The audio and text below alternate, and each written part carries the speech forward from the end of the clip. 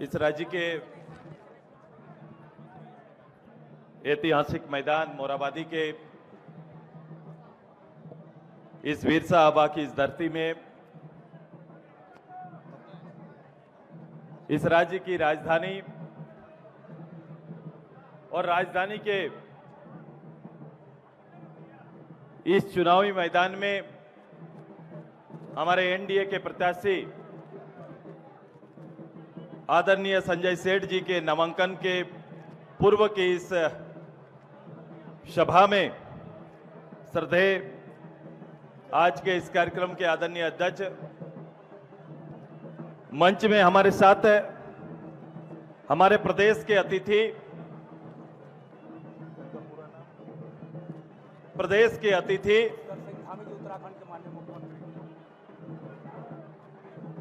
हमारे साथ एक ही दिन इस भारत के मानचित्र में स्थापित होने वाला राज्य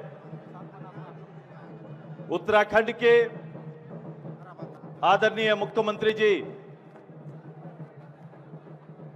पुष्कर सिंह धामी जी का मैं अपने इस राज्य की राजधानी में और इस अवसर पर हार्दिक स्वागत करता हूं, अभिनंदन करता हूं। अजय रांची अभिनंदन इसी तरह से करता है क्या? अभिनंदन के जोरदार ताली लगने चाहिए।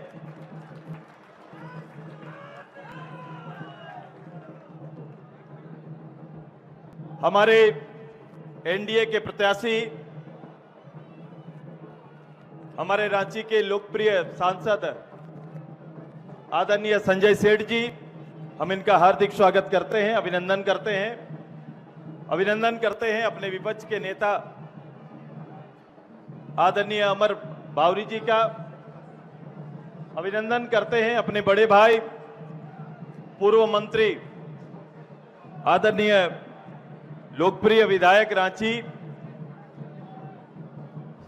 सीपी सिंह जी का, मंच में हमारे बड़े भाई और राज्यसभा के सांसद आदरणीय सहयोगी दल के नेता जेडीयू के आदरणीय खीरू मातो जी, हमारे भारतीय जनता पार्टी के नेता और जनरल सेक्रेटरी और राज्यसभा के सदस्य, सबसे बेहतर समन्वय बनाने में महारत आदरणीय आदित्य साहू जी का हार्दिक स्वागत है, अभिनंदन है हमारे कांके के लोकप्रिय विधायक जी का, समरीलाल जी का,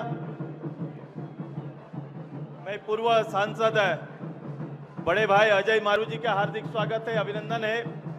विजय वर्गीय साहब मेरे साथ खड़े हैं और भारतीय जनता पार्टी के सभी वर्तमान पूर्व विधायक अगर मंच में हैं, अलग अलग संगठन के पदाधिकारी, हमारे आदरणीय रांची के जिला अध्यक्ष, आजसू के जिला अध्यक्ष, आजसू के सभी केंद्रीय नेता, खासकर हरेलाल जी के साथ साथ सभी केंद्रीय नेताओं का, सभी हजारों की तादाद में आए हुए कार्यकर्ताओं का, प्रेस मीडिया के बंधुओं का आज रांची के इस हृदय स्थली में मैं अपनी ओर से स्वागत, अभिनंदन, सभी को जोहार करते हैं। एक बार एक साथ नारा, भारत माता की जय, झारखंड। आज ये लगातार भारत के सबसे बड़े पर्व में लगातार नॉमिनेशन का दौर चल रहा है, नामांकन का दौर चल रहा है। हम सभी लोगों ने एक निश्चय के साथ भारत के आदरणीय प्रधानमंत्री जी के इस प्रदेश के परिप्रेक्ष्य में जो लक्ष्य रखा गया है उसे पूरा करने के लिए एक एक कार्यकर्ता, एक एक पदाधिकारी और एनडीए की पूरी सेना तत्परता से काम कर रही। हम अपने दायित्व को इस प्रदेश के परिप्रेक्ष्य में और देश के परिप्रेक्ष्य में बेहतर समझते हैं और इसका उदाहरण लगातार इस देश में आदरणीय मोदी जी के नेतृत्व में इस देश का नेतृत्व इस एनडीए के द्वारा हो रहा है और कर रहे हैं। आप सभी लोग विदित होंगे कि जो उत्साह उमंग है रांची का, ये बहुत कराता है पूरे प्रदेश के हालात का। जो तो रांची के लिए है, संजय भाई हैं हमारे, और मुझे लगता है कि पिछले बार से बेहतर परिणाम रांची यहां पर देगा। इसकी तैयारी हम सब मिलकर कर रहे हैं। संजय जी किधर हैं?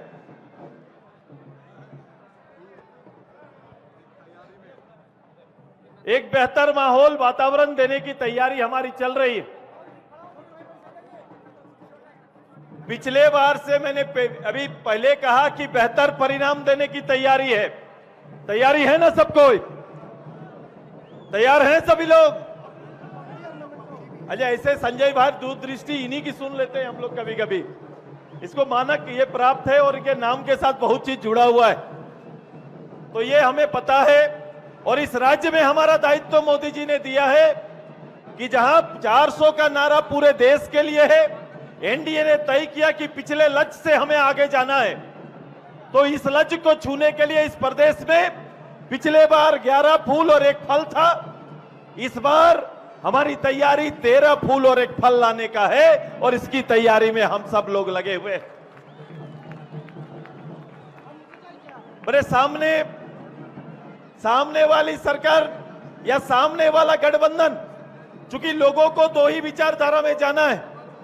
ये चुनाव मैं हमेशा कह रहा हूं कि देश के प्रधानमंत्री चयन का है।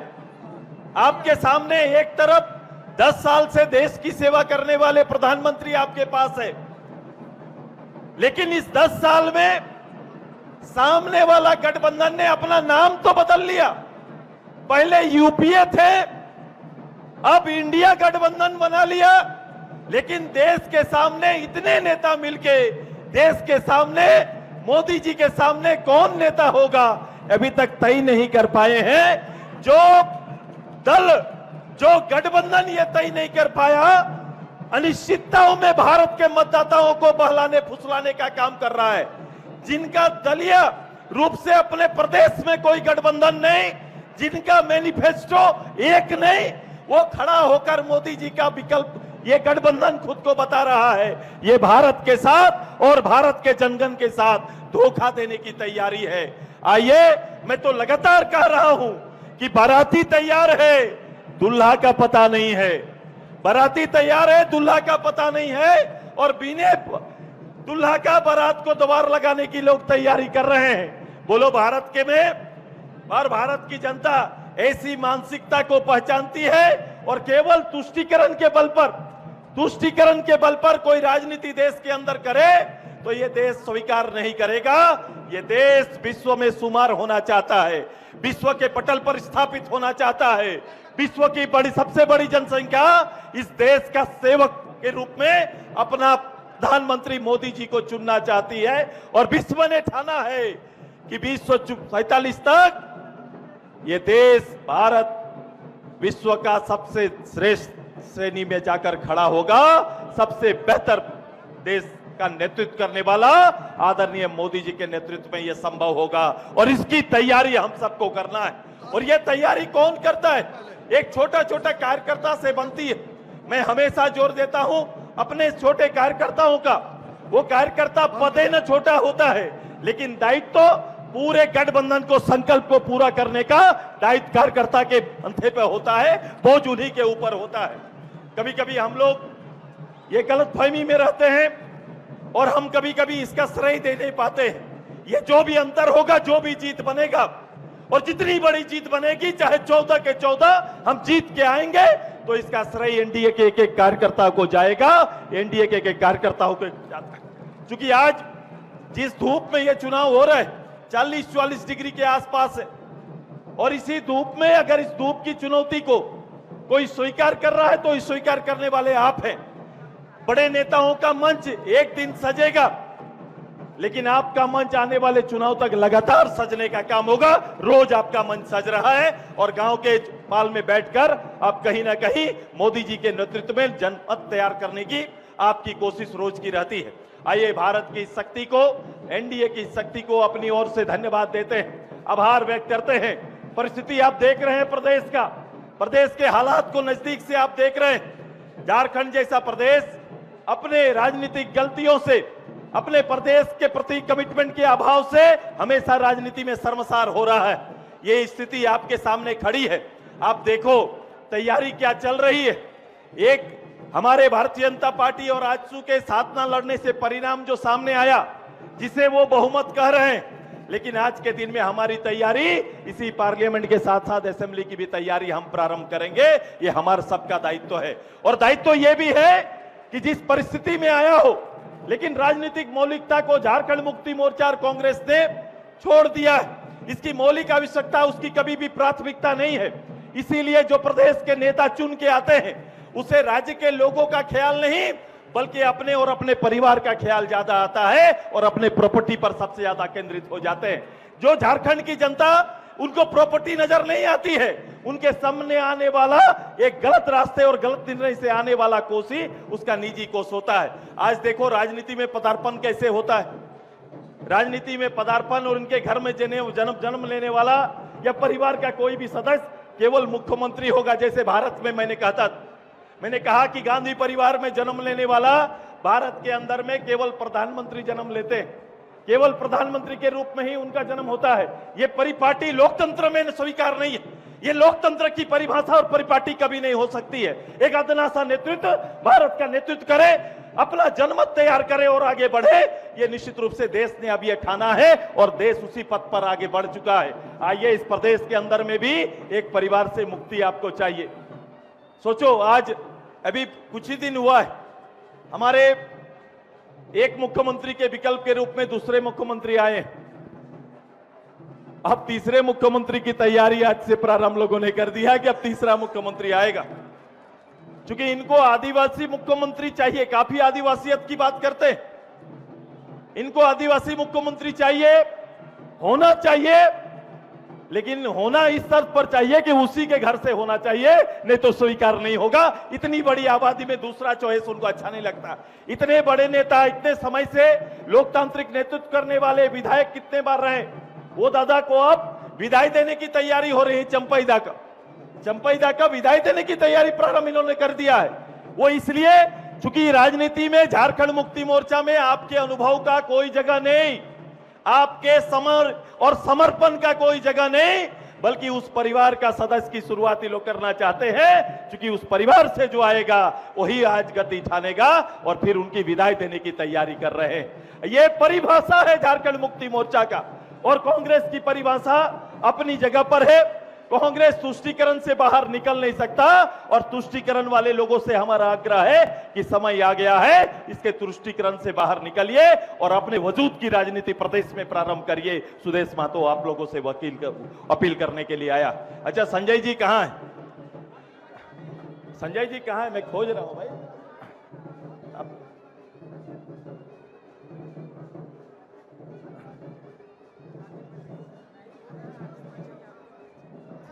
भाजपा पार्टियों से अनुरोध है कि आप कृपया बंद करेंगे।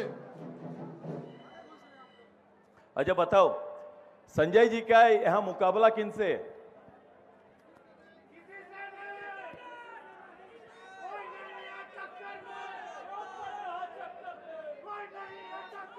अच्छा आप सभी मेरे हजारों की हजार में आए एनडीए के कार्यकर्ता, आपको केवल इस चिलचिलाती धूप में संजय जी का नामांकन भी करना है कि उनका एक सेना और सैनिक के रूप में एनडीए का काम करना है? आपको तो है ना, बात करने आए कि नहीं? अभी नीचे निकलेंगे, मुझे आपसे मिलना है। मैं तो आपसे बात करना चाह रहा हूं। रेडी है बात करने के लिए? सब लोग हाथ उठाइए एक साथ। मैं पूछ रहा हूं, यहां पर एनडीए का रांची में मुकाबला किनसे है? किसी से मुकाबला है क्या? मैं वहां भी बोला था, आज भी दोहरा रहा हूं, संजय जी यहां एनडीए का मुकाबला किसी से नहीं। यहां मुकाबला केवल आपको इस प्रकृति के 42 डिग्री तापमान से है, इससे ज्यादा और मुकाबला नहीं है। इसका मुकाबला कर लीजिएगा ना? नहीं, इसका मुकाबला करिएगा ना? पीछे आवाज मेरी जा रही है कि नहीं? ये 42 डिग्री का मुकाबला करिएगा ना? चूंकि मुकाबला मौसम से है आपका, चूंकि रिकॉर्ड मोड से जीत का तमन्ना आपको है कि नहीं? देखो, मैं धनबाद में बोल के आया, मैं बोला सबसे ज्यादा आप लोग ला सकते हैं, लेकिन ये तो मेरा गांव है, मेरा शहर है, तो ये रिकॉर्ड तो शहर अपने पास रखना चाहेगा। बहुत दिन तक ये रिकॉर्ड किसी और के पास चला गया, मेरे दूसरे साथी हाथ में रखे हैं। रांची का क्या इरादा है? ये जीत का आंकड़ा बड़ा करना चाहते हैं, सबसे बड़ा करना चाहते हैं। आवाज आना चाहिए, सबसे बड़ा करना चाहते हैं। तो इस 42-43 डिग्री से मुकाबला के लिए तैयार हो जाइए और वोट के प्रतिशत को बढ़ाना पड़ेगा। शहर के अंदर रहने वाले, शहर के में हमें अपार्टमेंट को गांव बोलता हूं। मैंने बोला कि भाई मेरे वोटर तो गांव में, मेरे वोटर तो शहर में, सब जगह हमारे वोटर हैं, हम वो काम कर सकते हैं। लेकिन इसकी प्रतिशत जब तक 70-80% शहर में वोट नहीं होगा, आप जीत सकते हैं, आप जीतते नहीं है। चाहत है कि नहीं? सबसे बड़ा आंकड़ा लाने का चाहत है कि नहीं? बताओ। गांव में 70-80-90% वोट हो जाता है, लेकिन शहर में 45-50% वोट होता है। सब एनडीए के वोटर निकल के अपना वोट करिए और इस बार राजधानी है तो राजधानी होने का सबूत दे दीजिए कि हम लोग खड़ा होकर 25 तारीख को ऐतिहासिक वोट एनडीए के पक्ष में करेंगे। ये अपील करने के लिए आए। ऐसा होगा? ऐसा होगा? ऐसा होगा? करेंगे ऐसा? तो एक बार हाथ उठाइए सबको और अपने लिए ताली बजाइए। ये कीर्तिमान आपका, अपने लिए। मैं आपके साथ हूं, संजय जी आपके साथ है, भाजपा और आजसू की पूरी टीम आपके साथ है। आइए, ये मौसम बदल रहा है, समा बदलेगा, राजनीति करवट लेंगे, दिल्ली और राज दोनों एक साथ लेंगे। इसकी तैयारी हम लोग सब प्रारंभ करेंगे। यही कहकर अपनी बात को अंत करते हैं। मैं फिर से अपने बीच में धामी जी का अपने प्रदेश में हार्दिक स्वागत करते हैं। चूंकि एक साथ सफर प्रारंभ किए हैं, आज कहीं ना कहीं धामी जी हमारे अतिथि हैं। ये सांस्कृतिक राजधानी, ये प्राकृतिक राजधानी, ये पहाड़ियों पर बैठा उस प्रदेश और ये धरातल में एक चट्टान के ऊपर खड़ा ये प्रदेश, पहाड़ियों 70% हमारा क्षेत्र वन संपदा से घिरा हुआ है। परिवेश में थोड़ा अंतर है, लेकिन हम सांस्कृतिक रूप से धनी हैं, आर्थिक रूप से प्रकृति का दिया शक्ति है। इस शक्ति का आपके जीवन में उपयोग करके आपके जीवन स्तर को बदलना इस वोट का कीमत है और इसी वोट के कीमत को हम सब एक दायित्ववान राजनेता के रूप में निभाएंगे। यही कहते हुए अपनी बात को अंत करते हैं। आदरणीय संजय जी का बहुत बहुत धन्यवाद। और इनके आज इनका हम लोग नामांकन करेंगे और नामांकन के साथ जो मैंने संकल्प लिया उसको पूरा करेंगे। बहुत बहुत धन्यवाद, बहुत बहुत आभार। सभी को जोहार।